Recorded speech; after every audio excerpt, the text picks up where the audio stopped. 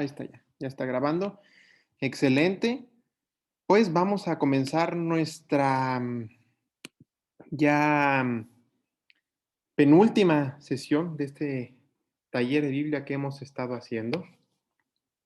El tema de hoy vamos a continuar con el tema de San Pablo. Recordarán que el miércoles pasado estuvimos platicando sobre San Pablo, quién fue, bueno, cuáles fueron sus cartas, cuáles se aceptan, y esto depende, ahí los autores tienen algunas teorías distintas, ¿sí? Cuáles son las cartas propias de él, ¿no? Sabemos que el canon del Nuevo Testamento, dentro de los 27 escritos que lo conforman, tenemos 13 epístolas que se aceptan de San Pablo, ¿no? Y que, bueno, tienen su nombre, pero no todas ellas platicamos, son propias de él, ¿no? Como autor de su puño y letra, como podríamos decir. ¿Eh? Eh, y bueno, yo ahí les enseñaba una tablita de una autora eh, que hace una clasificación de, al parecer, cuáles podrían ser de San Pablo, ¿no? Que ahí les di. Platicábamos de su vida, ¿no? ¿Quién es este hombre enigmático en la figura dentro del cristianismo, ¿no? Que se le llama comúnmente apóstol de los gentiles, apóstol de los paganos? Y bueno, paganos y gentiles significan realmente lo mismo. Gentiles viene de un diminutivo de latín, de gens, de la gente, ¿no?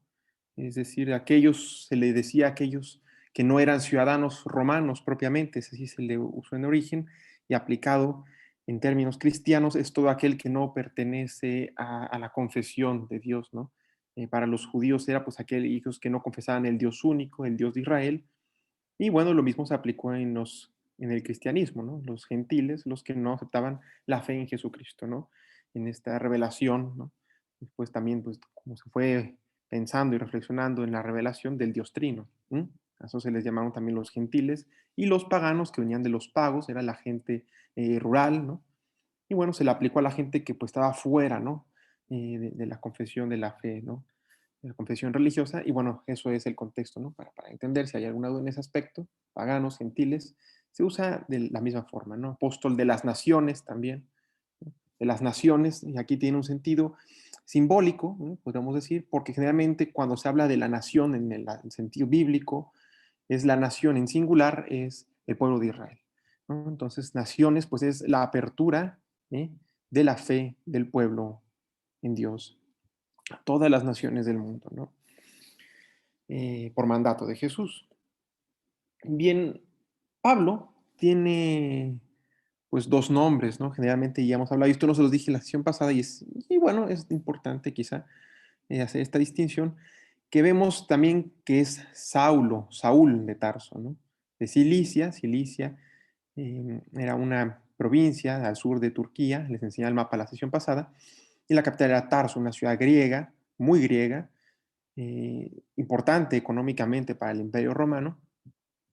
Y, y San Pablo, en hebreo su nombre es Saulo, que viene de Saúl, el rey Saúl, recordaremos en el libro de Samuel, ¿m?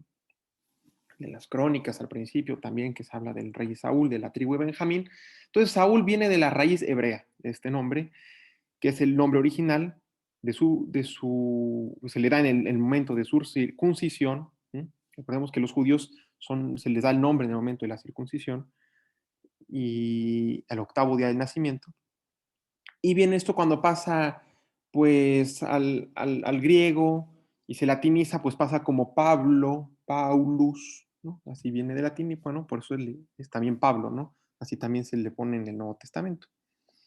Pues muy bien, San Pablo pues fue un autor, hablábamos de cartas, de epístolas, decíamos que una carta es algo más personal, una epístola es un escrito dirigido no necesariamente a una persona concreta, sino también a una comunidad, como es el caso de estas cartas que tenemos en el Nuevo Testamento, ¿sí? Y de las cuales tenemos en el orden de la Biblia, decíamos que tenemos que se ordenaron de la más larga a la más corta, no se ordenaron en orden cronológico en el canon bíblico, ¿no? tenemos Romanos, tenemos las dos a los Corintios, tenemos a la Gálatas, tenemos Efesios, Filipenses, Colosenses, las dos a los Tesalonicenses, las dos a Timoteo, a Tito y a Filemón, ¿no? Es el orden de estas cartas. Y después tenemos la carta a los Hebreos, ¿sí? Que por un tiempo se discutía si era Paulina y unánimemente se acepta que no lo es. Esto ya creo que lo ya mencionado alguna vez en el curso, pero no es un texto paulino, no es un texto que está firmado por San Pablo, no tiene la estructura paulina. ¿Eh?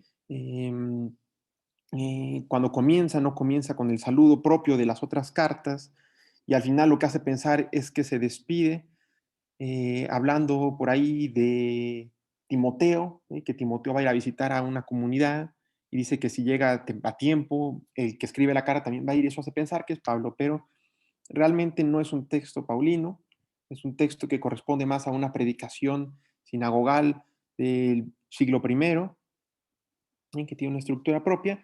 No voy a hablar de la carta a los hebreos el día de hoy. No vamos a hablar nada más de las cartas paulinas, que es lo que me interesa el día de hoy, ¿no? Y podemos abarcarlo de varias formas, ¿no? Podemos hablarlo, pues, en función de una línea cronológica. Generalmente es un poco, pues a veces hipotética. Lo que sí es que se acepta, y esto sí lo pueden apuntar, y esto es de forma unánime, es que la primera carta a los tesalonicenses es la primera carta paulina. Eso sin duda alguna se acepta, del año 51 más o menos. Y ahí hay también por ahí quienes creen que la primera carta es la carta a los Gálatas, a la iglesia de Galacia, y eso tampoco se toma unánimemente. Hay quienes han dicho que fue la primera, pero realmente la segunda también, hacia el año 52, 53. ¿No? Les digo que siempre las fechas son un poco aproximativas, no son exactas, ¿no? Siempre es difícil datar textos y, bueno, artilugios antiguos, lo que sea. Y bueno, yo lo que voy a hacer para el día de hoy va a ser ir hablando de las cartas en el orden bíblico, ¿no? Me parece, para no irnos perdiendo, porque realmente si ustedes van viendo autores, pues van a ver que las ponen en distinto orden. Por ejemplo, Raymond Brown las va poniendo en un orden distinto. El primero habla de las cartas que él considera propiamente paulinas, después habla de los textos deuteropaulinos, y esto sí pueden anotarlo también. Dos cartas que se aceptan que no son propias de San Pablo son la carta a los Colosenses y la carta a los Efesios. Son cartas escritas hacia el año 80, más o menos. San Pablo muere entre el 64 y el 68 en una persecución del emperador Nerón, y pues eso hace pensar que ya no pueden ser, ¿no? Recordemos que en el Nuevo Testamento y en general en todos los escritos bíblicos existe algo que se llama pseudografía. No hay, pues, derechos de autor, ¿no? Como para proteger el nombre. Y lo que se hace con estos textos es, al momento de escribir, enviar un mensaje, se quiere buscar autoridad, ¿no? Y cuando se busca autoridad, pues se apela al nombre de alguien importante, alguien que tiene probablemente autoridad, ¿no? Se firma con ese nombre, ¿no? Y eso fue lo que pasó con los evangelios que hablábamos también, ¿no? Realmente los evangelios no fueron firmados, ¿no? Cuando se empezaron a difundir estos mensajes, no decía el evangelio lo escribió San Juan el apóstol. No, realmente no, hasta el siglo segundo. Por ahí un personaje que no sabemos quién les dio autoridad, ¿no? Y hablaba según tal personaje, ¿no? No el según, pues no significa que lo escribió tal persona, sino quizás de una corriente, de una escuela de enseñanza y predicación de una persona. Pero bueno, vamos a irnos a metiendo con San Pablo, ¿no? La primera carta de San Pablo es la carta a los romanos. Y bien, esta carta, como bien sugiere el nombre, se escribe a la iglesia de Roma. ¿Y cuál era la iglesia romana? ¿No? Esto nos puede hacer pensar, porque hay algo muy singular con esta carta, que San Pablo escribe la carta a los romanos sin conocer a los romanos. San Pablo nunca había conocido a los romanos, nunca había viajado a Roma. También la iglesia de Roma no había sido fundada por él. San Pablo fundó varias iglesias. Recordemos que iglesia viene del griego eclesía. Eclesía, en un sentido anterior al cristianismo, se usaba para designar un consejo, ¿eh? Una escuela, un comité, ¿no? Porque eclesía significa una comunidad. En el cristianismo pasa a tener un significado distinto, ¿no? Esta comunidad que confiesa a Jesús como el Cristo, como el Mesías, como el Hijo de Dios, ¿no? Esto es muy importante. La iglesia romana estaba integrada generalmente y de forma mayoritaria de paganos, ya hemos dicho, es decir, de gente que venía pues del paganismo, vaya la redundancia, es decir, que no venían del judaísmo, ¿no? Es lo que quiero decir, ¿no? Las primeras iglesias están fundadas e integradas por personas provenientes del judaísmo y provenientes del mundo pagano.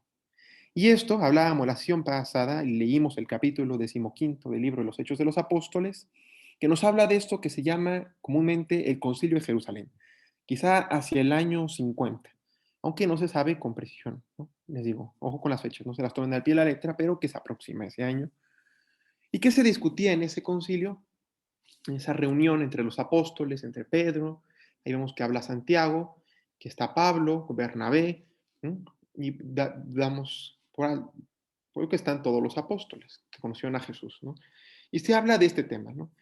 ¿Qué pasa con la iglesia ahora, sobre todo con este símbolo de identificación, de pertenencia al pueblo judío para los hombres, que es la circuncisión, ¿no?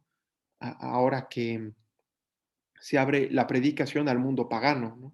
Después de que San Pablo viaja a Chipre y empieza a viajar con Bernabé y empiezan a ver las sinagogas y se encuentran ante este problema, pues surge, ¿no?, la cuestión, ¿no? ¿Qué pasa con la circuncisión? ¿Qué pasa con la ley? ¿Qué pasa con los profetas? ¿Qué pasa con las tradiciones del pueblo judío, ¿no?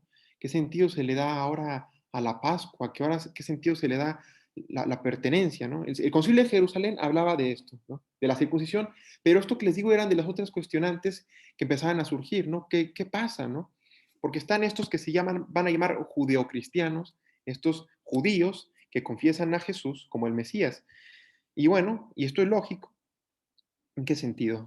Que los judíos, especialmente los fariseos, la corriente farisaica, les voy a decir, es la corriente judía que triunfó en el judaísmo antiguo, ¿no? El judaísmo de la actualidad, el judaísmo rabínico, es lo que antiguamente fue el judaísmo farisaico, ¿no?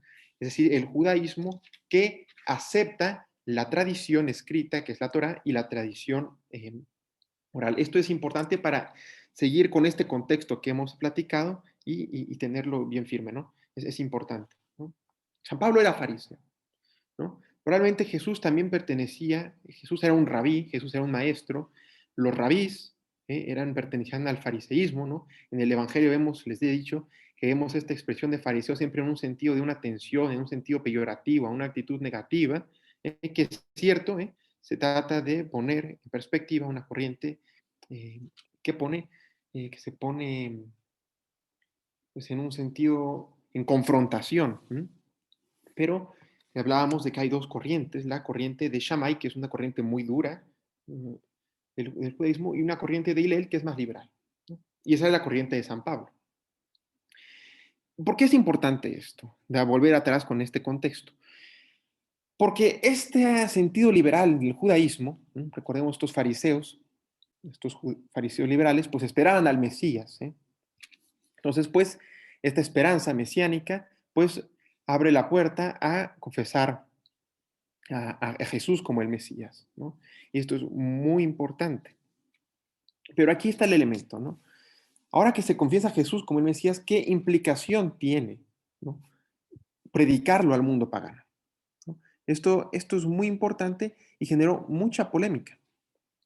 Pues bien, lo que se va a tratar en la carta a los romanos es precisamente abrir el Evangelio a todas las naciones. Recordemos ese pasaje del Evangelio de Lucas. Recordemos que Lucas está dividido en dos partes su obra, que es el Evangelio propiamente, y el libro de los Hechos de los Apóstoles, ¿no? Y ese hilo conductor que une estas obras y que va a unir, ¿no?, después lo que va a narrar el texto de San Lucas en los Hechos de los Apóstoles, que nos habla de San Pablo, es ese texto, ¿no?, que prediquen la palabra, el Evangelio, el perdón de los pecados, la penitencia a todos los pueblos, ¿no?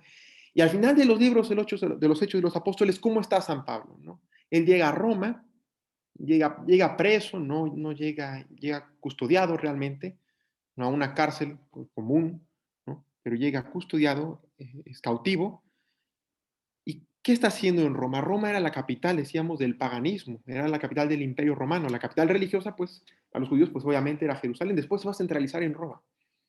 Entonces, aquí tiene razón de ser este escrito, ¿no? Se predica a los paganos, ¿no? También había judíos en Roma, ¿no? De hecho, en el año 49 hubo un edicto de expulsión a los judíos por el emperador Claudio, ¿no? Por eso, en los Hechos de los Apóstoles, San Pablo se encuentra con Aquila y Priscila, su esposa, en Corinto, ¿no? Ahí se habla de ese edicto. Muy bien, pero ya no me voy a adentrar tanto en eso. Sobre la carta a los romanos, ¿no? ¿Qué podemos decir? Pues que se escribe hacia el año 57, 58 más o menos, y se escribe probablemente en el tercer viaje de San Pablo en Corinto. Es una carta escrita a una comunidad que aún no conoce personalmente, como les digo. ¿Sí? Él dice que quiere visitarlos. De hecho, se ha discutido si se dirigía a los romanos, si quizá cuando habla de la comunidad de Roma, se ha creído por ahí también que fue un añadido posterior a la carta, que realmente era quizá una carta que circulaba por varias comunidades y que terminó en Roma. ¿No? Pero se acepta de forma unánime, vuelvo, que era dirigida concretamente a los romanos. San Pablo quería conocer Roma y quería llegar a Hispania, hasta el confín del mundo, hasta en ese entonces conocido, ¿no? Entonces, es importante después ver qué contenido tiene. San Pablo, su carta más importante probablemente es la carta a los romanos. ¿Por qué? Porque es una síntesis sistemática muy elaborada, pero breve, de toda su predicación, de esta tensión que, que tenemos, ¿no? Aquí va a predicar la buena noticia, por supuesto, que es lo que va a predicar Pablo, que es el Evangelio. Y el tema clave es la salvación por la fe, ¿no? Quizá alguna vez han escuchado esta cuestión polémica, si se han enfrentado o han escuchado de ese tema que hubo en la Reforma, en el siglo XVI, con Martín Lutero, todo este debate que hubo, de el tema de la justificación por la fe. Es decir, que se hablaba, Lutero decía, que nosotros somos salvos por confesar a Jesús, es decir, por la fe en Él, por la fe en Dios, por el Hijo de Dios. Y entonces hubo ahí una respuesta negativa por lo que decía la carta de Santiago, que recordarán ese episodio que dice, remuéstrame tu fe en obras, ¿no? Entonces se decía, no, la fe se demuestra en obras, ¿no? No podemos ser justificados por la fe nada más por confesar a Jesús como Dios, sino por las obras, ¿no? Se le da un sentido moral a la salvación. Sin embargo, es compatible lo que decía Lutero. Al final se firmó un tratado en Augsburgo, en Alemania, en el siglo pasado, si no mal recuerdo, y se decía que esta teología protestante no era en otra línea con la teología cristiana, ¿no? Se había malinterpretado y realmente lo que predicaba Lutero es cierto. Y es lo que dice San Pablo, el contenido de sus cartas, por la fe en Cristo nosotros somos salvos, nosotros no podemos hacer obras de caridad si primero no tenemos un acto de fe que nos proyecte a obrar de acuerdo a nuestra fe. No tiene sentido, ¿no? Solo obrar sin fe, ¿no? Realmente la fe es la que proyecta las obras, ¿no? No las obras a la fe, ¿no? Realmente primero va la fe, ¿no? Porque la fe es la que da convicción para hacer algo, ¿no? Es la que motiva un proyecto de vida, ¿no? Entonces, eso es importante. Y bueno, ¿no? Entonces lo que se proyecta aquí es la salvación por la fe en Jesucristo, ofrecido a toda la humanidad. ¿Eso qué quiere decir? Que no solo al mundo judío, sino a los gentiles, a todo el mundo, ¿no? Es una salvación universal, católica, ¿no? Eso es lo que significa la palabra católica en griego, es universal, cristianismo universal. Y aquí tenemos una tensión, ¿no? Entre pues el mundo judeocristiano y gentil que les decía, ¿no? Uno se empieza a preguntar, pues, ¿cuál es, ¿no? El sentido, ¿no? De lo que les decía, de la ley, de la circuncisión, de toda la tradición judía, ahora con la revelación, esta novedad de Jesucristo, con el sacrificio de la nueva alianza, ¿qué sentido tiene todo lo antiguo, no? Y San Pablo, en esta carta, pues va a comenzar hablando del perdón y del pecado, ¿sí? Es lo primero en lo que va comenzando su carta, ¿no? Ese es su programa. Y va hablando de que la humanidad, toda la humanidad, es pecadora, ¿no? Eso es importantísimo. Tenemos el tema del pecado y en eso, en función de aceptar a todos como pecadores, judíos y no judíos, que todos son pecadores, pues se puede llegar a la confesión en Cristo, ¿no? Que nos redime de los pecados. Esa es la predicación de la buena noticia, el perdón de los pecados, ¿no? Y para reconocer el perdón de los pecados, pues hay que, pues bien, hablar de esta condición, ¿no? De la muerte del pecado, ¿no? Y San Pablo va a hablar de la fe de Abraham, ¿no? La va hablando, aquí tenemos la carta, la podemos ir hojeando. Y después va a hablar de la circuncisión, ¿no? Que ya la circuncisión ya no es necesaria por este tema que les comento.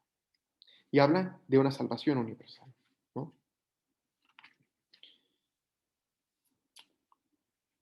Después tenemos también la primera carta a los Corintios. Corinto, la iglesia de Corinto, era la capital de una provincia romana muy importante que se llamaba, a ver,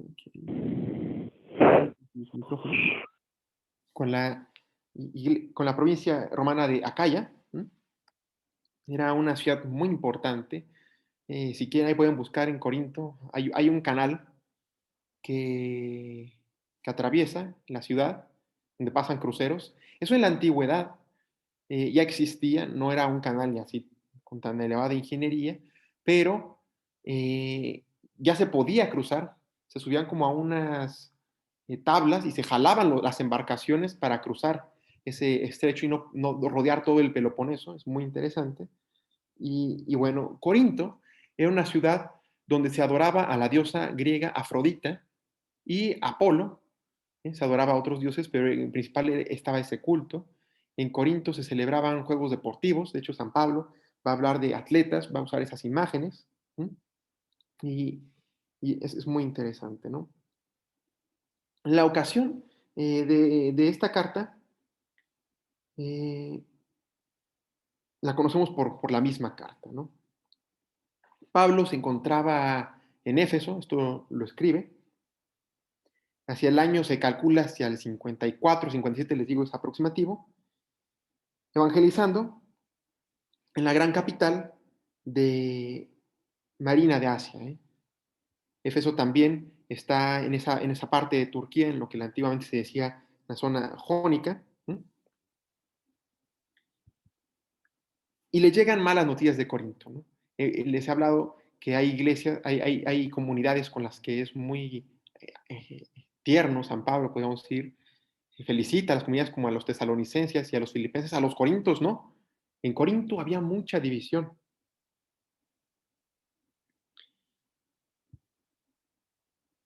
Y se dice que hoy les escribió una carta que hoy está perdida, una primera carta, porque tenemos este pasaje en Corintios 5:9 que dice,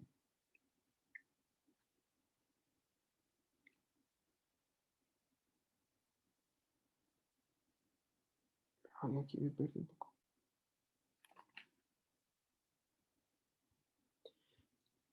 San Pablo, exacto, les escribe una carta y le siguen llegando escándalos, ¿no? San Pablo ya tenía una red de colaboradores y le anuncian que hay una gran división, ¿no? Se peleaban por quién seguía la predicación de este o esta otra persona, y aquí es cuando San Pablo va a introducir esto del cuerpo de Cristo, ¿no? Todos somos parte del mismo cuerpo, ¿no? Que no tienen que decir yo soy de este, yo soy de aquel, no, no. Todos somos miembros de un solo cuerpo, ¿no? Y aquí es cuando se habla de la iglesia como el cuerpo de Cristo, ¿no?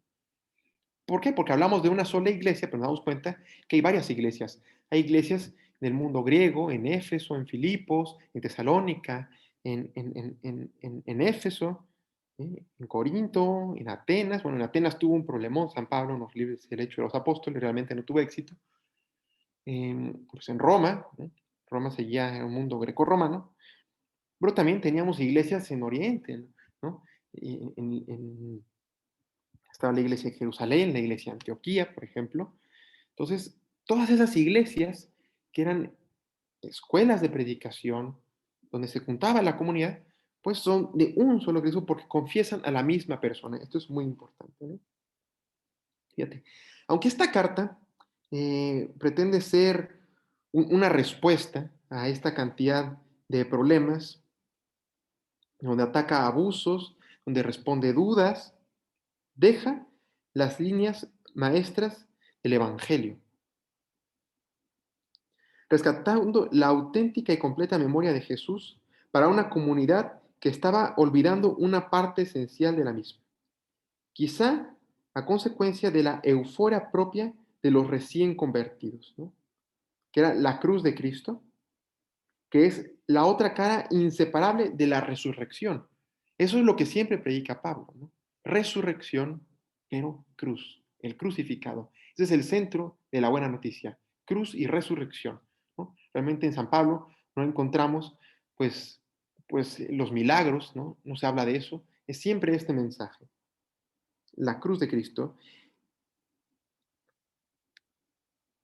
Y así, con la fuerza y la sabiduría de Dios manifestado en el Mesías, en Cristo, crucificado, el apóstol corrige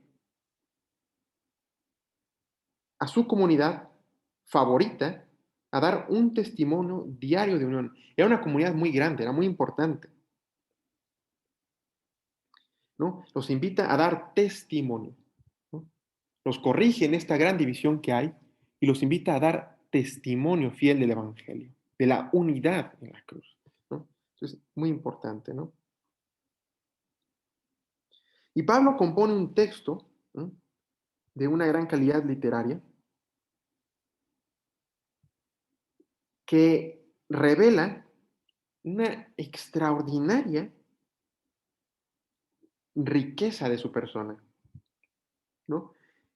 Que así como amonesta, busca ser conciliadora, pero también ser duro, ¿eh?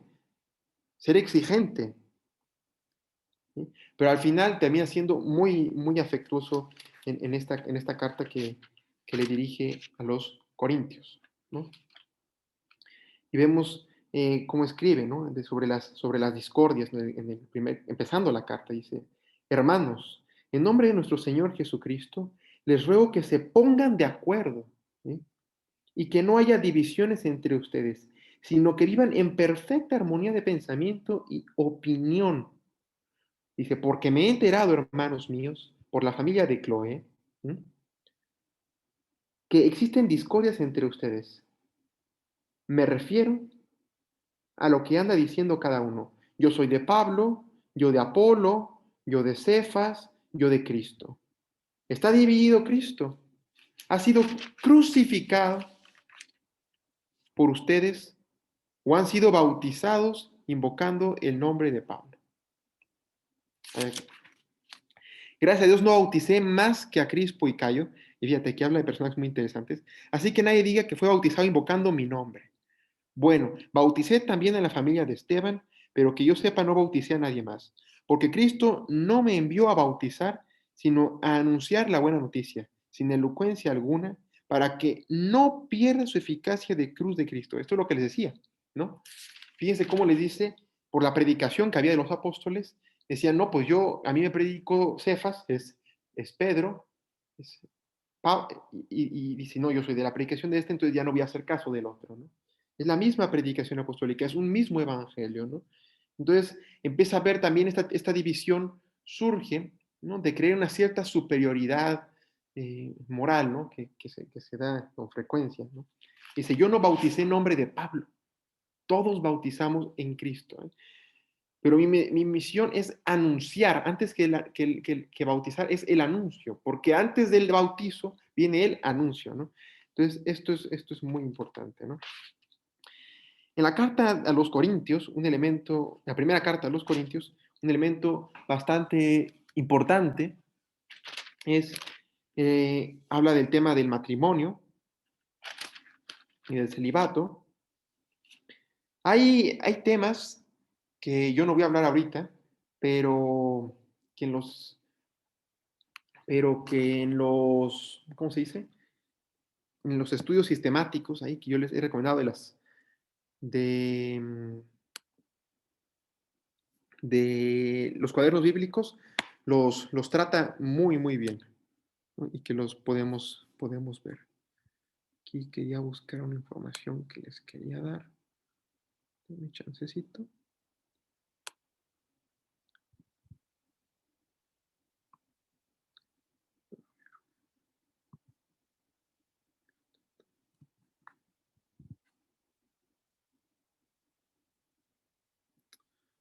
Pues aquí tenía una información que les quería enseñar.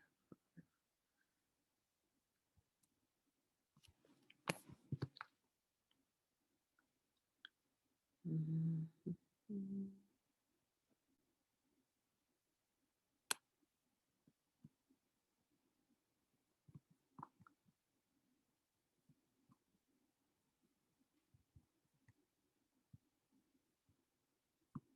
Bueno, no importa. Después les comparto. Era sobre una estructura que quería ponerles. A ver, voy a pausarle aquí para no.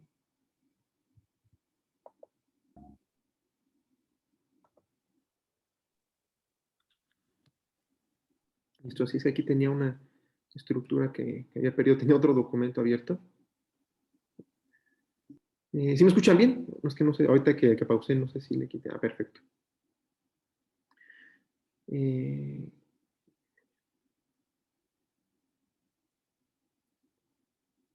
ok. Sí, esta carta lo que tiene es, después, bueno, de la clásica fórmula introductoria que tiene San Pablo, enviado por Jesucristo nuestro Señor a anunciar la buena nueva, esa clásica, tenemos una parte que es entre el capítulo 5, versículo 1, hasta el capítulo 11, antes de que empiece a hablar de los carismas, habla del Espíritu Santo y del cuerpo de Cristo, todo este tema, que es muy importante, tiene en esta sección todos una sección de temas morales, ¿no? Que es del incesto, de pleitos, mucho del comportamiento sexual, de los alimentos, eh, de la Eucaristía, problemas litúrgicos. Y de hecho es aquí en la carta a los Corintios, en la primera carta a los Corintios, donde encontramos esa fórmula eucarística, ¿no? Donde encontramos esa frase también de San Pablo, que si tienes un problema con tu hermano, reconcíliate, ¿no? Y después llegas a la Eucaristía, ¿no? Esa parte es muy importante. Después tenemos el tema de los carismas, ¿sí? Y aquí es cuando habla de todos estos carismas, que es en el capítulo 12,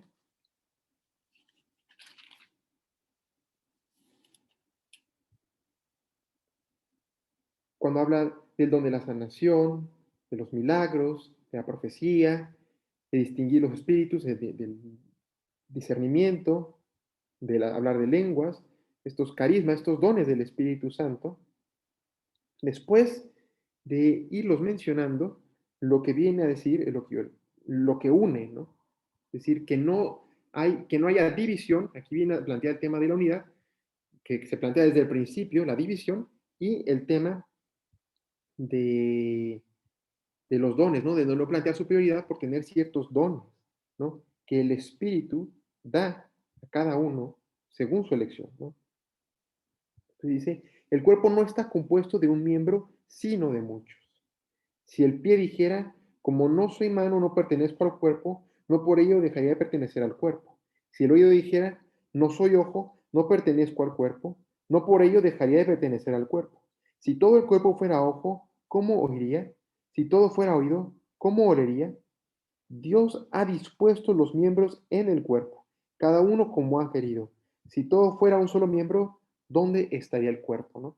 Y aquí pues nos habla de lo importante de la diversidad, ¿no? Para que sea un cuerpo completo, ¿no? Esto del Concilio Vaticano II se reflexionó mucho en la Lumen Gentium, ¿no? Muy importante. Al final de esta carta, bueno, tenemos también, antes de esta última parte, cuando San Pablo empieza a mandar saludos y a hablar de sus planes de viaje, hay el capítulo 15, es muy importante porque es el que nos habla de la importancia de la resurrección de los muertos. ¿Eh? Es un pasaje muy leído en la liturgia, ¿no? Cuando dice, si Cristo no resucitó, vana es nuestra fe. ¿Eh? Esto es lo que dice. Y es interesante porque estos temas de la resurrección eh, y de los temas cristianos los plantea a veces con cierta ironía o en los que se ve las diferencias que hay entre ciertos pensamientos filosóficos de la época. Les he dicho que en los Hechos de los Apóstoles se habla de los epicúreos y de los estoicos, ¿no?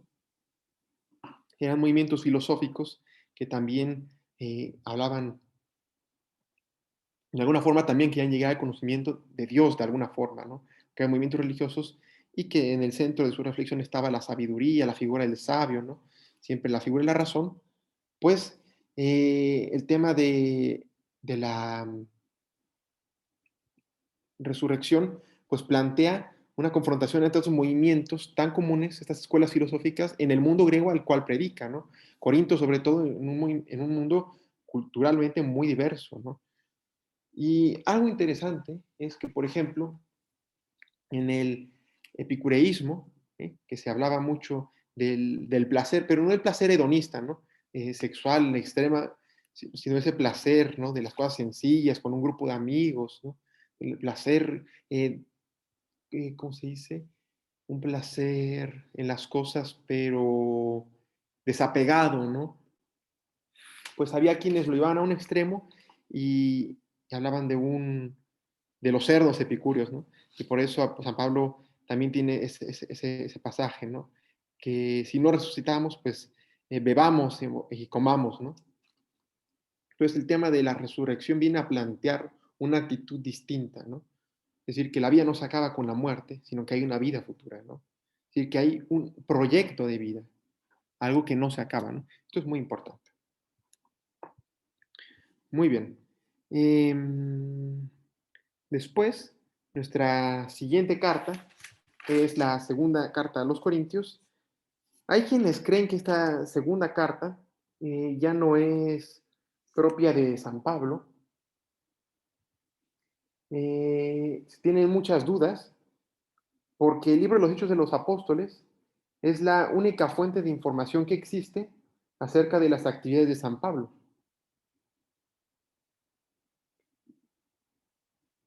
Aparte de la correspondencia pues, propia de estas. No hay ninguna crisis en Corinto que lo motivara a otra respuesta por escrito, ¿eh? Por eso, porque parece ser muy conclusiva la primera parte, la primera epístola.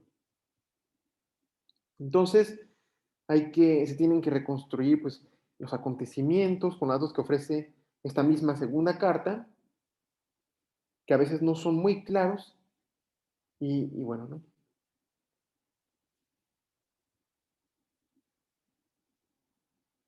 Y entonces, ¿qué se dice? Lo que se concluye es que la primera carta a los Corintios no tiene los efectos deseados, sigue habiendo discordia, ¿no? Entonces, la visita de seguimiento de Timoteo a la comunidad, pues fíjate, ¿no? Es tanto problema que Corinto recibe la visita de Timoteo, que bueno, en realidad se anuncia al final de la primera carta. Y se supone que se realiza sin resultados positivos y el colaborador y hombre de confianza de Pablo, Timoteo, era la mano derecha de San Pablo, tuvo un fracaso, ¿no? Entonces San Pablo estaba en Éfeso, se ve en la necesidad de desplazarse a Corinto. Y su presencia en la ciudad, lejos de solucionar el problema, lo empeoró. San Pablo fue insultado grave y públicamente en una asamblea eucarística que podemos ver en el capítulo segundo y quinto, en el capítulo segundo, versículo 5 y capítulo 7, versículo 12, y tuvo que regresar a Éfeso con una gran angustia, ¿no? Como nos dice en el capítulo segundo, versículo 4, ¿no? Como una memoria, ¿no? Es lo que nos está dando. Y después Tito, el portador de este dramático mensaje, ¿no? La comunidad reacciona, se arrepiente y se depone a castigar al ofensor.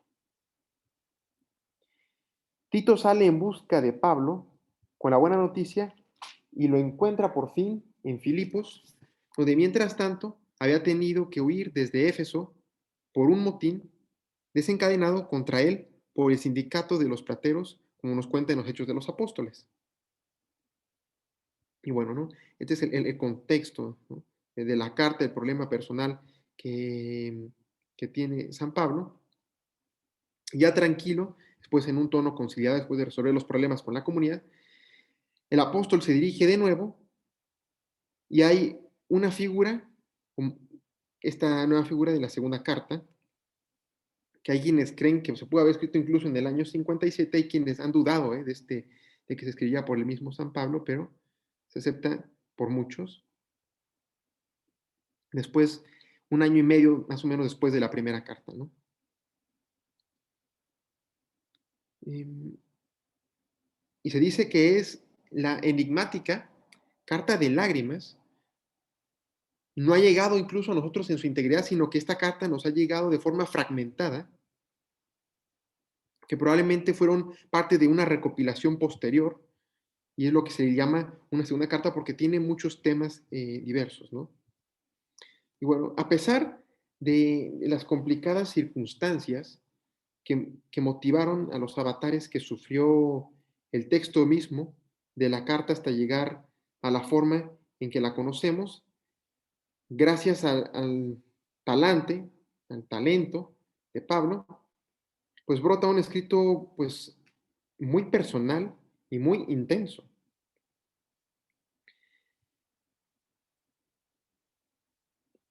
Casi tanto como el valor de la doctrina pesa la comunicación de su persona. Su testimonio personal, su testimonio personal se convierte en su propia doctrina, ¿no? De la carta. Y en tratado vital de la misión apostólica, porque en definitiva la razón de la crisis, el cuestionamiento de su apostolado, se cuestiona mucho a San Pablo, por parte de algunos miembros influyentes de la comunidad de Corinto, ¿no? Y si había algo que Pablo no toleraba en absoluto, era que se pusiera en duda el mandato misionero que él había recibido del mismo Jesús, ¿no? Que es lo que nos remonta a lo que dicen los Hechos de los Apóstoles, ¿no? San Pablo realmente tiene una conversión muy fuerte, ¿no? Y está esa fórmula que podemos ver en sus tres relatos de la conversión, está tres veces en los Hechos de los Apóstoles, en el capítulo 9, en el capítulo 22 y en el capítulo 26, ¿no? Cómo realmente Jesús, ¿no? Lo manda a predicar. Esta convicción que tiene Pablo, ¿no? Y la comunidad de Corinto lo pone muy a duda por eso mismo que hablábamos de la primera carta, que hay una gran división. ¿Eh?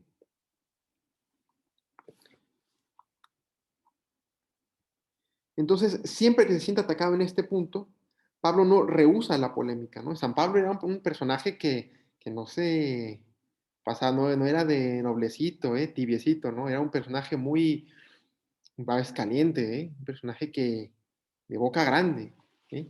Que debatía, que hablaba, que no se quedaba callado, pero prudente también, ¿eh? Que no se libraba de cuando había un error, pues lo corregía, ¿no? Y lo hacía con autoridad, justificando en eso. Entonces, que ellos no estén reconociendo su autoridad apostólica, aunque no haya sido testigo ocular, pues esto tiene un grave problema, porque no reconocer su autoridad para predicar la buena noticia, pues relativiza un poco la dimensión del evangelio que él anuncia, ¿sí? Si no le damos autoridad a la persona que la anuncia, pues está en riesgo lo que nosotros podemos interpretar del mensaje, ¿no? Entonces esto es muy importante, ¿no? Entonces se defiende pues acalorado, sin ahorrar ninguna palabra, muy apasionado, ¿no? Y a ver, aquí otra vez quiero mostrarles una estructura breve. Tenemos aquí esto. Y muy bien, tenemos realmente 4 partes en este texto, que son, bueno, que es la división formal que se le da a las cartas, y después tenemos pues también una división en el contenido, ¿no? Tenemos primero la introducción, una acción de gracias con la que siempre comienza, y después en el cuerpo de la carta, que es del capítulo 1, versículo 12, a capítulo 13, versículo 10, es el cuerpo propio de la carta. Y en este cuerpo tenemos tenemos 4 divisiones, ¿no? Después de los destinatarios, el saludo, la acción de gracias, tenemos 3 partes del contenido. Ahí les he dicho de 4, ¿no? 3. Después de los destinatarios tenemos 3 partes, ¿no? Quien las pueden anotar. Tenemos la relación de Pablo con los cristianos de Corinto, que es aquí donde está lo que se llama la carta de las lágrimas, donde él se defiende, y se habla de su ministerio, donde lo justifica. Después tenemos una segunda parte que es sobre la colecta en la iglesia de Jerusalén, que sí le dedica un buen espacio en esta epístola a hablar de esta colecta. Era una colecta que se hablaba en varias cartas, de una colecta, un viaje final que iba a ser a la Jerusalén para donarlo a la comunidad. Y hay una tercera parte donde Pablo responde a las dudas sobre su autoridad, ¿no? Ya en un plan más sereno. Y al final hay unos saludos, ¿no? Realmente podemos ver en el capítulo, entre el capítulo 10 y el capítulo 13, justamente cómo va a ser su defensa. Podemos ir, a ver, váyanse al capítulo 10.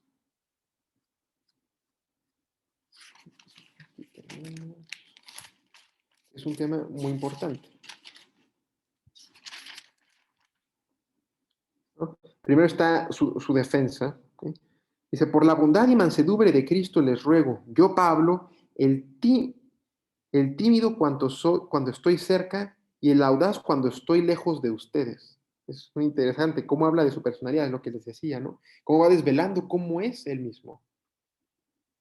Les pido que cuando llegue no me vea obligado a actuar con severidad, porque me siento seguro para hacerlo con aquellos que me acusan de proceder con criterios humanos.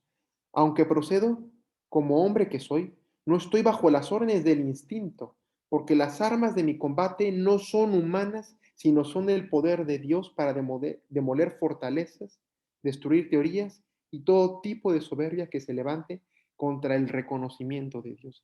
Fíjate cómo San Pablo no se atribuye a él mismo, ¿no? Así como en la primera carta, fíjate cómo no es una predicación egoísta, ¿no?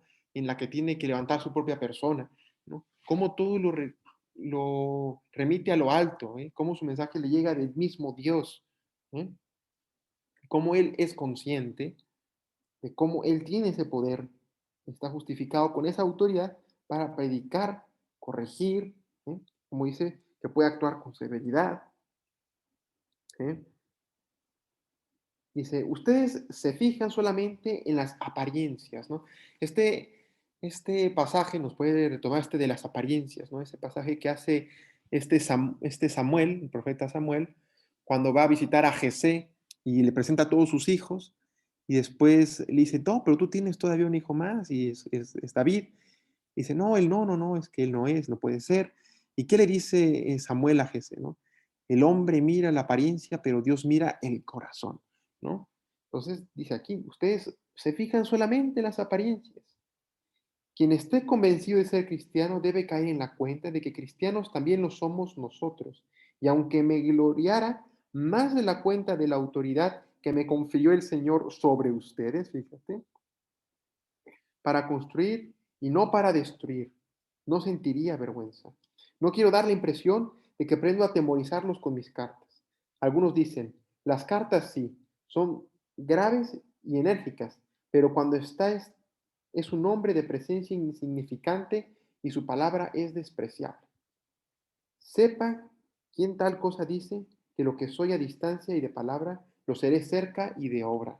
Fíjate, cómo ellos cuando mandaba la carta decían, pues es severo, pero cuando está aquí parece que tenemos más poder sobre él, ¿no?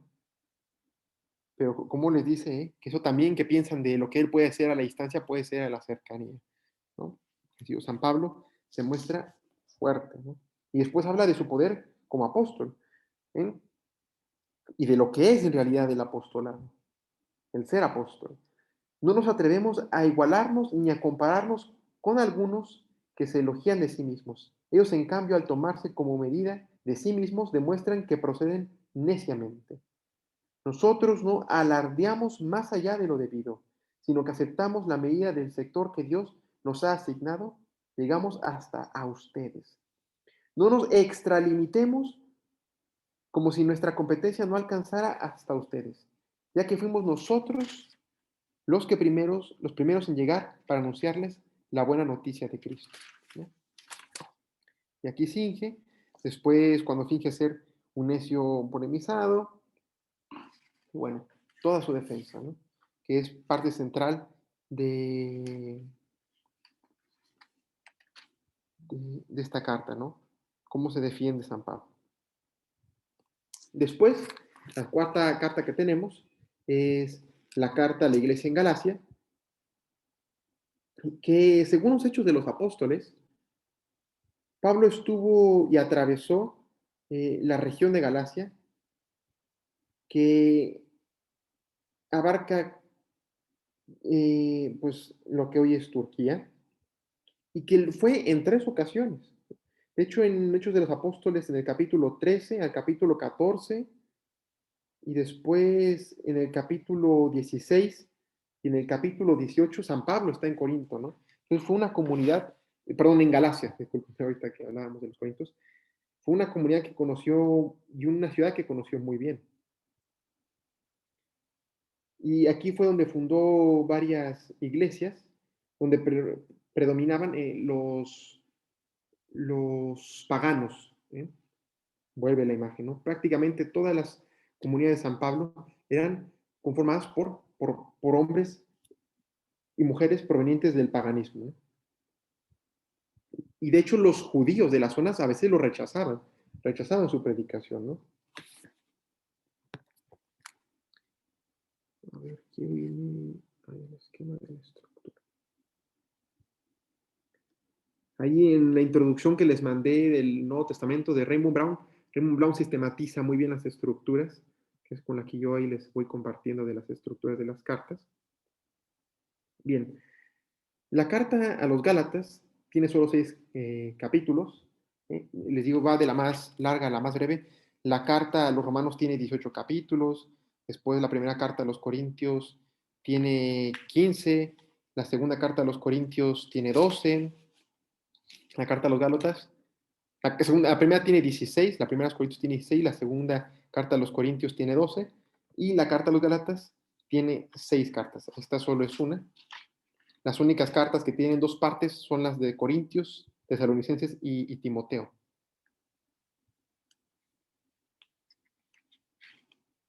En esta carta a los Gálatas es donde vemos ese pasaje de las cartas de Pablo muy citado, que dice que ya no soy yo quien vive, ¿no? Sino Cristo que vive en mí, ¿no? Cuando habla de la cruz, ¿no? Que ya antes dice, he sido crucificado por Cristo, ¿no? Para que Jesús viva en nosotros y actúe en nosotros, tenemos que unirnos a la cruz. El tema de la cruz, como les digo, y lo vemos en la primera carta de los Corintios que hablábamos, lo que les recuerda de la unidad, ¿sí? Es el tema de la cruz, ¿no? Inmediatamente después de este planteamiento que hace Pablo, la cruz de Cristo, ¿no? Incluso en la dimensión personal, lo que nos hace actuar, lo que nos lleva más a vivir en Cristo, es adherirnos al misterio de la cruz. Sin cruz no hay resurrección. Es muy importante, ¿no? Esto que enseña San Pablo. Bien, la carta a los Corintios es muy interesante porque en Galacia se presentaron unos judaizantes. Los judaizantes son esta parte judíos que se rechazan mucho el mensaje y quieren regresar a la radicalidad de la ley. predicando que los cristianos para salvarse tenían que circuncidarse y observar las prescripciones de la ley de Moisés. Eso es lo que predicaban los judaizantes, ¿no? En esa crisis está la iglesia de Galacia, en estos judaizantes que están desacreditando este mensaje evangélico. Y de esta forma, pues lo que están haciendo es pues desacreditar a San Pablo, ¿sí? Porque también lo que hacían, si rechazaban este mensaje, ¿sí? Y los obligaban, no los obligaban realmente, sino que exigían y pedían que se circuncidaran y observaran la ley, pues lo que están haciendo con esto es desacreditar de alguna forma también a San Pablo, que se muestra pues, liberal, ¿no? De esta forma, ante estos personajes muy radicales. Fíjate, aquí les voy a decir algo muy interesante. Hay mucha discusión entre los judíos. No hay que verlo con un sentido tan negativo como si los judíos, siempre que habláramos en la Biblia, se hablara de los judíos, fuera como para desacreditar también a los judíos, ¿eh? Porque realmente lo que pasaba es que había muchas discusiones entre los mismos judíos. En tiempos de Jesús, en tiempos de Pablo, entre la dimensión más exigente del judaísmo, que era el fariseísmo, los judíos estaban en constante discusión. Entonces, las discusiones que se muestran eran normales, podríamos decir, ¿no? Todavía los judíos discuten muchísimo, ¿no? Para ponerse de acuerdo sobre ciertos preceptos, sobre ciertos puntos. Y hay que decir también algo importante, y que ahorita que recuerdo que tenía que decirles, es recordar que en esta iglesia, ¿sí? En estos primeros apóstoles fueron judíos, ¿no? Después pues ya fueron también paganos, pero hasta en este momento, aunque ya se predica la buena noticia, sigue habiendo cierta, sigue estando arraigado al judaísmo, ¿no? Este cristianismo. Los primeros que confesaron la fe en Jesús fueron judíos, ¿no? San Pablo era judío.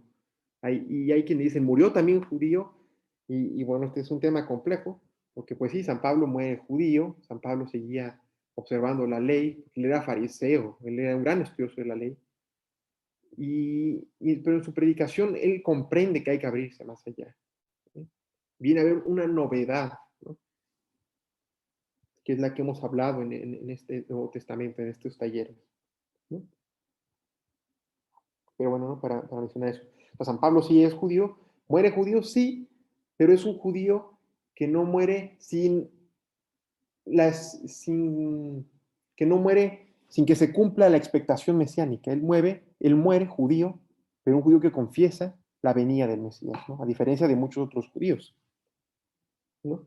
Pero no se pone en esa superioridad condenativa, San Pablo, eso entendamos, eso es importante. Y bueno, esto que les digo, esta crisis de judaizantes en Galacia, pues provoca una crisis en estas iglesias jóvenes de la región sur, de lo que actualmente les digo que es Turquía,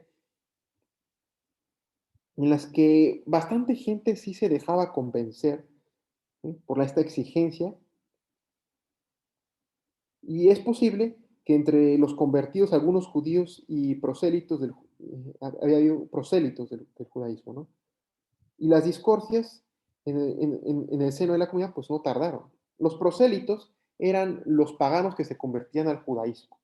Pero, ojo, porque el cristianismo nace siendo, pues, judía, un judaísmo, pero mesiánico, y el judaísmo es, al que se refiere aquí, conversos al judaísmo, son todavía los judíos que no confiesan a Jesús, ¿no? Como el Mesías. Bueno, San Pablo, cuando recibe estas noticias, él está en Éfeso, se alarma, se indigna, realmente San Pablo, les digo, como podemos ver ya en lo que pasa en la discusión de la segunda carta de los Corintios, que los acreditan, pues se alarma, se indigna, ¿sí? Porque aquello va frontalmente contra la esencia de su mensaje y de su persona, de su misión. Porque lo que tendría que pasar aquí, según los judíos antes, es que para que los paganos recibieran el mensaje de Jesús, primero tendrían que hacerse judíos. Y esto es lo que San Pablo ya no enseña, ¿no? Con la venida del Mesías, esto ya no esto ya no tiene que ir en tu carnet, podríamos decir, ¿no?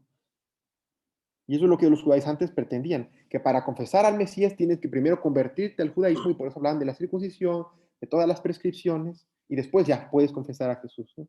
Entonces aquí el tema es que ya no se necesita ser judío para confesar a Jesús. Eso también es un tema importante pues en Romanos, ¿no? Por decir, es una síntesis.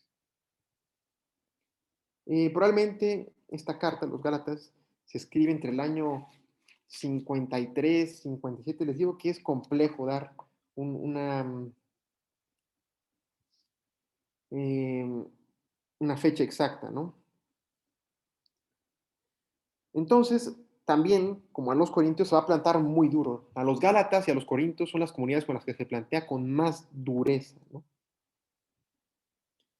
Y por eso los llama insensatos, ¿no?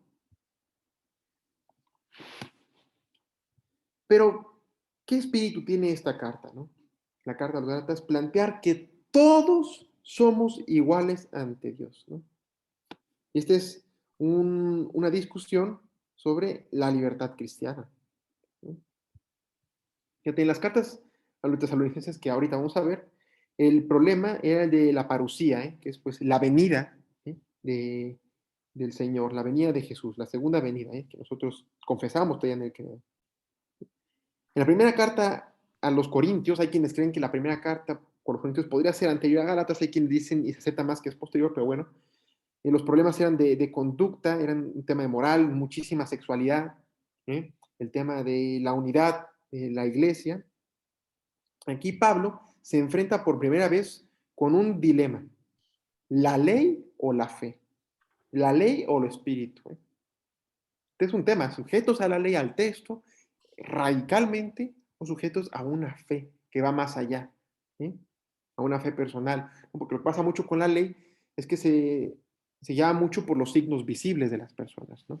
El decir, una persona es pecadora porque viola la ley, pero aquí hay un tema muy importante y que aquí tenemos que decir algo para San Pablo. Para San Pablo hay cuatro tipos de personas. Esto me gustó mucho, lo leía con un personaje muy interesante que se llama Mario Sabán, que es un judío que ha estudiado mucho por ahí del cristianismo, aunque yo no se lo recomiendo mucho porque yo personalmente no estoy de acuerdo y muchos autores no están de acuerdo con él. Yo no soy gran estudioso, pero bueno. Pero aún así es interesante y si lo quieren leer, bueno. Pero bueno. Y esto, si bien cuando Sabán estudia a este San Pablo, él está de acuerdo que para San Pablo existen cuatro tipos de personas, ¿no? Dos tipos de judíos y dos tipos de gentiles, de paganos.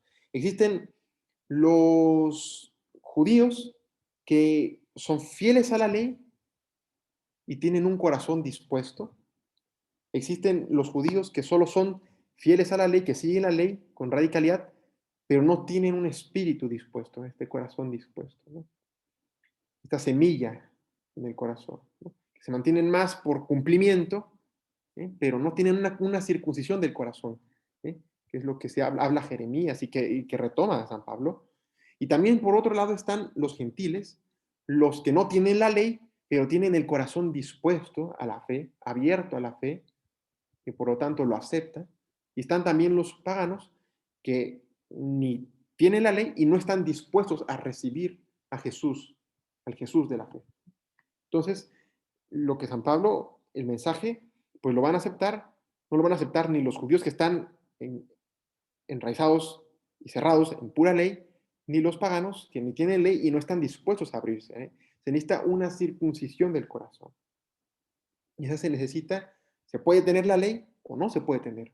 Se necesita un corazón dispuesto, ¿no? Y esto es algo que se va a ver aquí, ¿no? Con esa igualdad ante los ojos de Dios, ¿no? Y es un gran problema que se enfrenta aquí San Pablo, la ley o la fe. Y la ley no se opone a la libertad, al libertinaje. A ver, aquí estoy leyendo unas notas. A la ley no se opone el libertinaje, sino el espíritu. Al instinto de la carne no lo vence la ley, sino el espíritu. La ley esclaviza, la fe emancipa y hace libres. ¿No? También a ver cómo interpretamos esto, porque no quiere decir que la ley sea malo, ¿no? Sino es lo que les digo. Cuando la ley se toma sin un corazón dispuesto, lo que hace es esclavizarte, porque haces tomar todo al pie de la letra, ¿no? Ser un moralizador, no realmente una conversión sincera, ¿no? Es decir, esa fe que te guía a la unión íntima de tu persona con Dios, ¿sí? en tu confesión y en tu acción. Entonces, esto es importante. Entonces, para obtener al principio el don de la salvación, no valen las obras, es decir, el cumplimiento de la ley, solo vale la fe en Jesucristo. Este es el tema también de los romanos. Pero una vez obtenida la salvación, la justicia, es decir, cuando somos salvos en la fe, y con ella nos hacemos hijos de Dios, el cristiano debe ordenar su conducta para alcanzar la salvación plena, ¿sí? Que tiene que ver con la salvación en la vida futura. Fíjate, aquí salvación, ¿qué significa? ¿No? O sea, ¿qué realmente entendemos por salvación? La salvación, fíjate, y esta expresión la encontramos mucho en el Evangelio cuando le dice Jesús a alguna persona, y generalmente se la dice a personas no israelitas, por ejemplo, a, a esta mujer eh, que le dice, tu fe te ha salvado. ¿Qué está diciendo ahí Jesús cuando este tipo de expresiones, cuando le dice a alguien, tu fe te ha salvado? Pues pensamos nosotros en salvación, lo opuesto a condena, ¿no? Lo opuesto a no ir al infierno, ¿no? Lo que quiere decir salvación es que es una reproyección de la vida, eso es lo que quiere decir. Eso es la salvación. Lo que hace la salvación en nuestras vidas, cuando somos salvos por la fe, lo que se refiere aquí es que nos recapacita, nos devuelve, ¿cómo lo digo? ¿No? Nos da conciencia de nuestro valor en la vida. Es lo que es de nuestro valor de condición de hijos de Dios. Es una reproyección, ¿eh? En la vida. Pero las obras nos llevan a una salvación plena, ¿no? Porque también aquí es poner en un valor relativo el tema, pues, moral, ¿no? Que bueno, no, tampoco. ¿Sí? Entonces, las buenas obras no son requisito para entrar en el camino de la salvación, sino efecto del dinamismo del espíritu. ¿Me explico? Que es lo que les decía. Entonces, las acciones, las obras, son consecuencia de una fe, ¿no? Muy importante. Entonces, bueno, paso. Les digo, si quieren ir viendo la estructura de cada gasta, porque son 12, eh, yo creo que ahorita ya no vamos a acabar. Voy a ver otras y les voy a seguir una segunda parte. Ahorita mismo yo grabo la segunda parte de las cartas y se las subo por si la quieren ver el fin de semana. Ahorita acabamos en 20 minutos. La siguiente carta es la carta a los filipenses. Esta carta, perdón, la carta a los efesios. Y muy bien, es la quinta carta. Vamos a quedar en esta sesión a la mitad. La otra mitad se la cerramos. Va a ser más breve porque son cartas también más breves. Éfeso como ciudad es muy famosa porque se cree que ahí murió la Virgen. De hecho, ahí hay una casita que le dicen la casa de la Virgen. De hecho, hay una monja, creo que en el siglo XIX o siglo XVIII, me acuerdo, tuvo un sueño y tuvo una visión de la casita de la Virgen. Y resulta, según esta historia, que después fueron ahí a Éfeso y se encontraron con la casita como la había descrito esta monjita. Se ha dicho pues que esa es la casita de la Virgen y mucha gente va como peregrina a Éfeso a ver la casa de la Virgen. Está la Virgen de Éfeso, hay una devoción. Eh, Se cree también que Éfeso fue la comunidad de predicación del apóstol San Juan, que bueno, ahí también es un tema un poco discutido. También si fue San Juan o este tema que se dice mucho del discípulo amado, ¿no? Latente en el Evangelio de San Juan. Eh, pues Éfeso era una ciudad muy importante también por su situación geográfica, era puerto. Era la capital de la provincia romana de Asia. ¿Sí? Hemos hablado de varias provincias, de Cilicia, los mapas ya los hemos visto mucho, y ya ahorita no lo voy a volver a poner, ya lo pueden ir retomando de lo que les he enseñado, que luego pierdo de ahí un poco de tiempo compartiendo la pantalla con los mapitas. Eh, pero Asia, en las provincias romanas, no era lo que hoy es el continente asiático, ese continente gigante, sino una provincia dentro de Turquía, en el oeste de Turquía, en la zona costera, eh, con el mar Egeo. Eh, Así como les he dicho que en Corinto se adoraba a, a los dioses Apolo y Afrodita, pues en Éfeso estaba ese famoso templo de Artemisa, ¿ya? Que era la diosa de la fecundidad, ¿no? Es importante también conocerlo, por eso les he dicho algún contexto de las ciudades, es importante, porque recordemos que la ciudad, pues tiene, vaya la redundancia, esto es muy tonto, quizá lo que yo decir, pero es lógico, tiene ciudadanos. Y quienes habitan esa ciudad, pues están condicionados por la situación de la ciudad económica, geográfica, cultural. Entonces, pues, dependiendo del tipo de ciudad, es el tipo de problemas que pueden ir desatando y que va a tener que desatar y, y hablar San Pablo, ¿no? Entonces, es muy importante. Si tienen preguntas, si los he pedido un poco hasta ese momento, me pueden detener y me preguntan y yo les respondo a sus dudas. ¿Sí, pueden? Entonces, a ver. Era una pues, ciudad y era parte unión, era como ciudad hermandada con ciudades muy importantes como Antioquía y Alejandría porque eran grandes puertos, ¿no? Entonces era una ciudad con una economía muy grande, muy importante. Y cuando Pablo visitó Éfeso, eso nos lo platica el capítulo 19 de los Hechos de los Apóstoles, encontró cristianos ya. Esa no fue una comunidad fundada por San Pablo, ya cristianos, ¿sí? Bien formados. Los instruyó, ¿sí? Les dio formación, les dio continuidad y los constituyó con ellos una floreciente comunidad de paganos. Aquí era también como lo era Galacia, como lo era mayoritariamente Roma, mayoritariamente Corintio.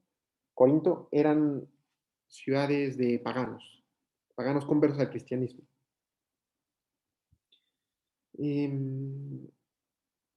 Entonces los cuenta ahí y los reúne, ¿no? Entonces podríamos decir, sí funda la iglesia en algún sentido en que los constituye, pero ya existían ahí cristianos, ya había una comunidad de alguna forma.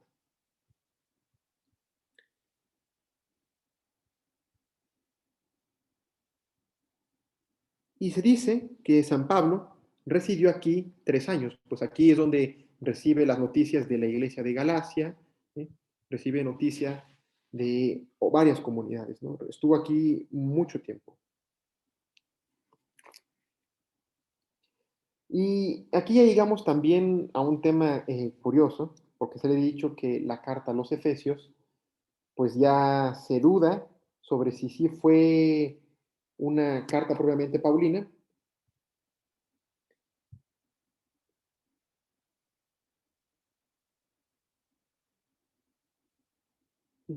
Pero se hace pensar que esta carta eh, se escribe después de la muerte de San Pablo, eh,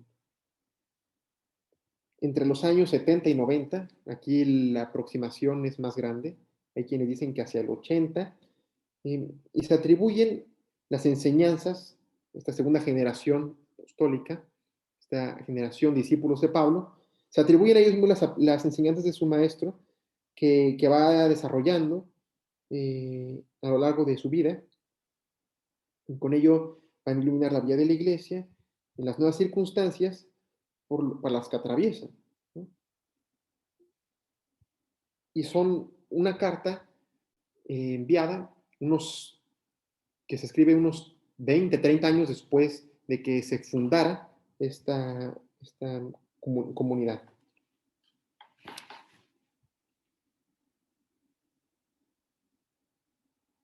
Y bueno, hay 3 datos que son discutidos eh, por una crítica, ¿no? En primer lugar, se duda de que se trate efectivamente de una carta. Se suena más bien como a una especie de exposición, ¿sí? Se cree que más bien que una carta, esta es una exposición, una homilía que se asemeja también, tiene su saludo propio, que se asemeja también al sentido epistolar, que es el que les he hablado, que es una exposición, es dentro de lo que digo, porque a veces se dice carta, epístola, así indiferentemente, pero esto se asemeja más a lo epistolar dentro de las cartas que hay, porque es una exposición continua. hecho, en la carta a los Efesios se retoma lo que ya se había dicho en la primera carta a los Corintios del cuerpo de Cristo, ¿no? Es lo que se vuelve a hablar. Pero bueno, primero se habla de este tema, ¿no? Porque San Pablo sí escribía más cartas, pero aquí ya se habla más de un tema más epistolar. Entonces, no encaja tanto como una carta. Dice que faltan en el texto el tono personal, ¿no? Que es lo que hablamos que es algo propio de una carta. Por ejemplo, la carta a los Corintios vemos cómo si es muy personal, ¿no? Porque se defiende contra a unas personas concretas. Pero bueno, entonces eso es lo que hace dudar un poco, ¿no? De que sea quizá un escrito previamente paulino. Se dice que es un texto deutero-paulino, es decir, después de Pablo, los segundos paulinos, se dice, se cataloga como un deutero-paulino. En segundo lugar, otro tema que se discute es que la calle haya salido de la pluma de San Pablo, del puño y su letra. Porque el autor parece no conocer personalmente a los destinatarios, ¿no? Por ejemplo, fíjate cómo escribe aquí en el capítulo 1, versículo 15. Dice, por eso también yo, al enterarme de la fe que ustedes tienen en el Señor Jesucristo y el amor que demuestran a todos los consagrados, no ceso de dar gracias por ustedes y recordándolos en mis oraciones. Aquí empieza, hay un canto, hay una petición, y esta forma en que habla de ese enterarse no parece tener mucha cercanía, ¿no? Pero esos son de los temas que hace dudar a algunos críticos. Y es una situación extraña si tiene en cuenta que el apóstol vivió 3 años, ¿eh? Entonces, si es un tema que no parece tener tanta cercanía cuando se dirige a ellos, pues hace dudar, ¿no? Porque decimos que Pablo vivió mucho tiempo en Éfeso, ¿no? Y eso lo atestiguamos en los Hechos de los Apóstoles, que nos hablan de esa vivencia de San Pablo con los Efesios, ¿no? Y el estilo, por otra parte, se dice por la crítica que es un poco inferior en su elegancia y en su estilo. Eh, También, algo importante, es diversa y es más evolucionada la doctrina, dice la crítica. Por ejemplo, muchas iglesias locales, a muchas iglesias locales sucede una iglesia única y universal tras la superación de la controversia entre judíos y paganos. Y el tercer punto que se debate es que está también en discusión que los destinatarios sean los efesios, fíjate, porque el nombre de la ciudad falta en algunos códices importantes, ¿no? Recordemos que la Biblia, ¿no? Nosotros vamos a comprar nuestra Biblia, llegamos con nuestra Biblia a una librería y nos la llevamos, pero cómo se traducen las Biblias? ¿Cómo se sabe que estos textos son los textos antiguos? Pues hay muchos textos de los siglos segundos, de siglo tercero, siglo cuarto, siglo quinto, siglo sexto, hay códices, hay, hay papiros antiguos, y cuando se van consultando esos textos antiguos que se tienen de las cartas de San Pablo, en muchas de ellas falta que esté dirigido a los efesios. Entonces se duda, ¿no? Entonces se pone en duda. Entonces, si falta ese nombre en las cartas, en los códices antiguos, pues se duda, ¿por qué no pondría el nombre San Pablo si vivió 3 años con los efesios, ¿no? Entonces se pregunta si fue borrada del texto original para dejar un espacio en blanco disponible para otras localidades, ¿no? Para que otros pues, pusieran el nombre a otra cualidad. Y dado el carácter del escrito y teniendo en cuenta las noticias que hay en Colosenses, porque fíjate que en los Colosenses se habla de otra carta que escribió San Pablo y que no tenemos. Algunos biblistas piensan que la carta estaba dirigida a la iglesia de la Odisea. Esa iglesia se menciona en el capítulo primero de, de el Apocalipsis. Eso es muy interesante, ¿eh? El Apocalipsis comienza con unas breves cartas a 7 comunidades, a 7 iglesias, entre ellas en la Odisea, que es ya en Asia, en la parte asiática. Eso ya no es el mundo griego. Es muy interesante. Eh, y otros, por el contrario, creen que era un texto circular dirigido a una amplia audiencia de iglesias. Igual que la carta de los romanos, hay quienes piensan que las cartas de San Pablo no están dirigidas a comunidades concretas. Aún así, las de Corintios es evidente, la de Galacia es evidente, pero la de Romanos y las de Efesios, hay quienes tienen esta duda, ¿no? De que eran cartas circulares, porque se daba mucho en aquellos tiempos que había mensajes circulares que se van pasando de comunidad en comunidad, y eso pues no está exento de hipótesis en el Nuevo Testamento. ¿Bien? Entonces, es un tema interesante. Bien, voy a terminar como 8:35 y lo demás se los grabo, ¿no? Se los voy a pasar. Yo creo que mañana en la mañana. Voy a intentar. Bien, ¿qué contenido tiene la carta a los Efesios? El contexto en que vienen, recordemos que ya se habla de una segunda generación, se acepta mayoritariamente que este ya no es un texto propio paulino, entonces se habla de ya una segunda generación que ha cambiado, ¿no? Entonces, ¿qué pasa? A ver, ¿qué pasa en el año 70? Si decíamos que San Pablo muere por ahí del año 66, eso quiere decir que muere antes del año 70. En el año 70 se destruye el templo de Jerusalén. Tenemos una certeza, que San Pablo y San Pedro murieron antes de la destrucción del templo de Jerusalén. Y además murieron en Roma. Pero aún así se hubieran enterado porque, vaya, los romanos fueron quienes los destruyeron. ¿No? Hizo lo que comienzan las 3 guerras judías. Que bueno, eso ya es un tema histórico importante, que podemos leer después.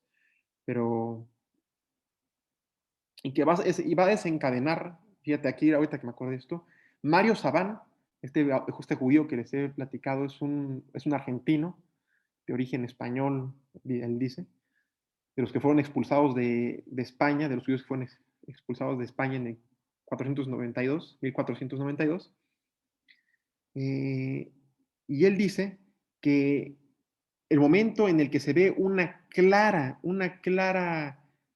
eh, división ya notable entre cristianismo y judaísmo es al final de las guerras entre los romanos y los judíos en 1135, más o menos, ya avanzado el siglo segundo, ¿no? Es cuando ya se ve una ruptura.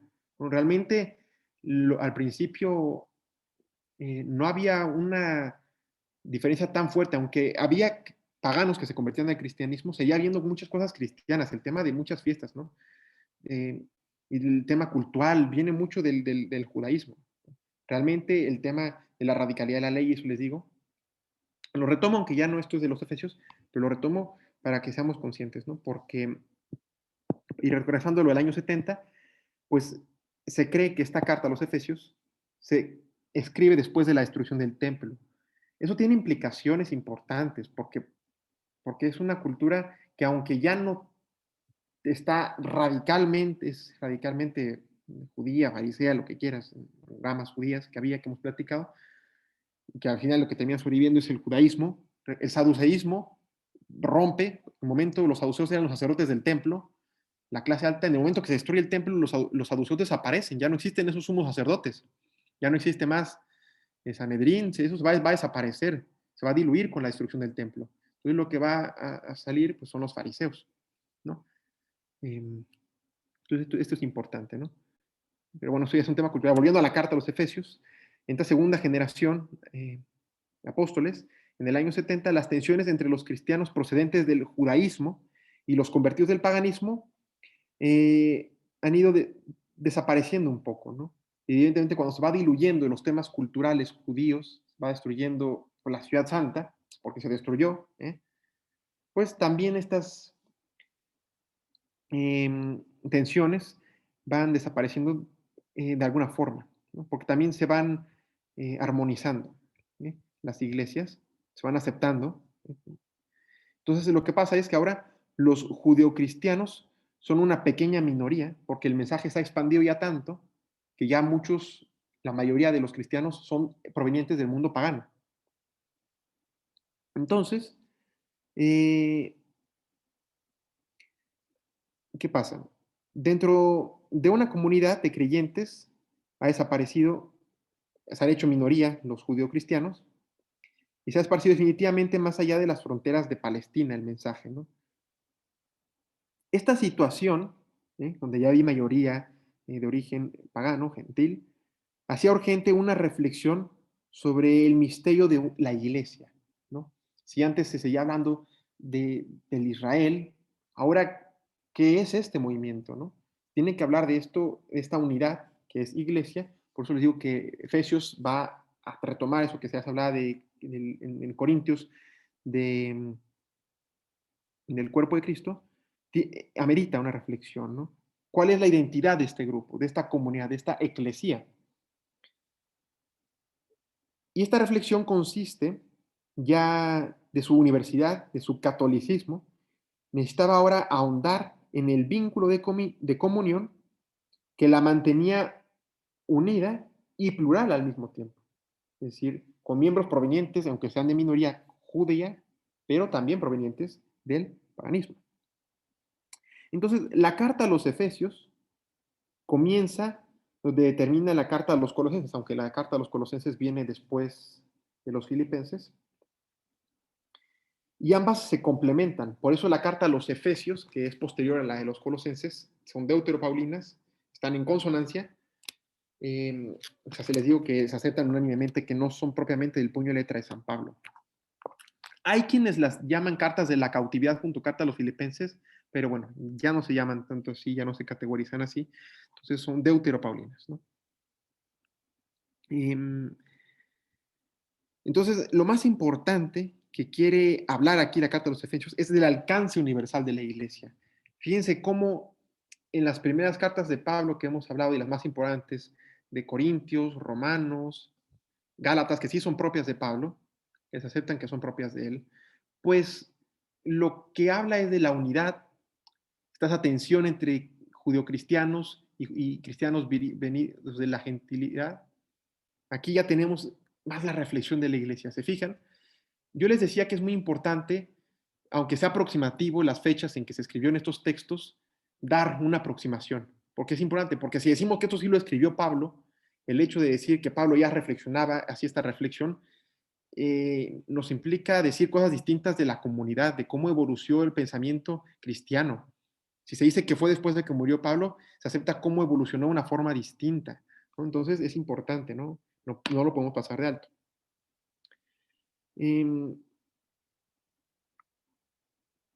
Entonces, en este complemento que hay entre Colosenses y Efesios, Colosenses resalta, habla de Cristo, esta habla de la iglesia, ¿no? Primero hay que hablar de Cristo y después hay que hablar de su relación con la iglesia. Benedicto XVI tiene unas catequesis muy buenas de este tema, ¿no? Relación Cristo e iglesia, que Dios, luego se las puedo compartir ahí en el chat que tenemos, muy bonitas. Y esta es la relación que hay entre Colosenses y Efesios, Cristo e iglesia. ¿Cuál es la relación? Porque muchas veces hemos escuchado hoy en día, Cristo sí, iglesia no, pero son inseparables. Y el mensaje evangélico es inseparable de la universidad, de la universalidad, del catolicismo. La iglesia en su naturaleza es católica. ¿Okay? ¿No? Hoy se habla así como católico y estos son evangélicos, anglicanos. Naturalmente, la iglesia es católica. ¿Sí? Y bueno, realmente la iglesia presbiteriana o anglicana, presbiteriana se llama en Estados Unidos, el protestante, sigue siendo, aunque no sea su denominación, su título como católica, sigue siendo católica en su naturaleza, de que sigue siendo integrada por miembros de todo el mundo. ¿No me explico? Es decir, la iglesia, se denomine católica o no, sean pentecostales, su naturaleza sigue siendo católica, ¿no? Porque sigue siendo integrando por personas que confiesan a Cristo, ¿no? Pero tema, esto ya es una dimensión muy ecuménica, ya, hablar de iglesia, pero bueno.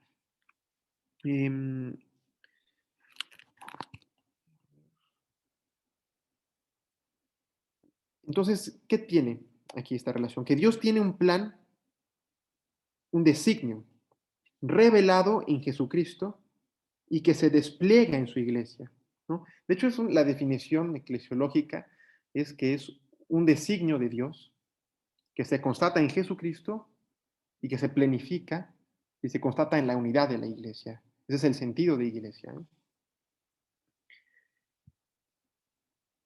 Entonces, los colosenses, digo, hablamos mucho de los colosenses porque se relacionan mucho estas cartas. Los colosenses resalta esa dimensión cósmica, vaya, de la revelación salvadora de Cristo. Y Efesios habla de la misión universal de la iglesia y habla de la iglesia como sacramento de salvación de ese cosmos que Cristo llena con su poder vivificador. ¿No? Entonces aquí ya hay una dimensión sacramental de la iglesia. Los sacramentos, esto es importante, tienen nacimiento en Cristo, pero los sacramentos como los conocemos hoy y como van evolucionando la forma de pensar los sacramentos y de litúrgicamente evolucionar, pues no nacieron así, Jesús no se los inventó así, Jesús no estuvo predicando, son 7 sacramentos, ¿no? El Jesús histórico, los evangelios, podríamos, no constatan eso, ¿no? Por ejemplo, cuando hablamos de confesión, de iglesia como sacramento en sí, y después constar los sacramentos en la iglesia, claro, pero ese no es lo que predica Jesús, ¿no? Están en el fondo de su predicación, pero es algo reflexionado que tienen el origen en Cristo. Recordemos que Jesús y Cristo no es lo mismo. Cristo es el título que le confesamos sobre Jesús. Entonces, ahí, en confesar a Jesús como el Cristo, tienen sentido y nacimiento estos sacramentos. Tiene nacimiento la iglesia, es sacramento de salvación, ¿no?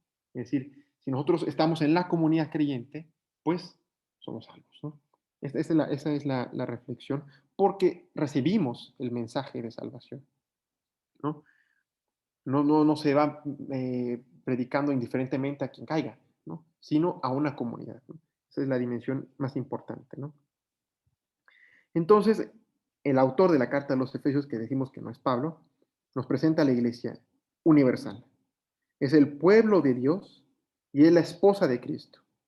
Y es una nueva creación de una humanidad unificada y es el edificio y cuerpo en crecimiento que se llena de la plenitud de aquel que llena completamente todas las cosas, ¿no? Como dice capítulo 1, versículo 2, ¿no? Y Cristo es la cabeza de este cuerpo, ¿no? Como retoma de Corintios, ¿sí? Este tema de la iglesia está reflexionado, pero el tema en cómo plantea la reflexiona como esposa del Mesías, como pueblo de Dios, como nueva creación, esto ya es propio de la carta a los Efesios, que ya no reflexiona tanto Pablo en Corintios 1, en primera carta a los Corintios, ¿sí? Entonces,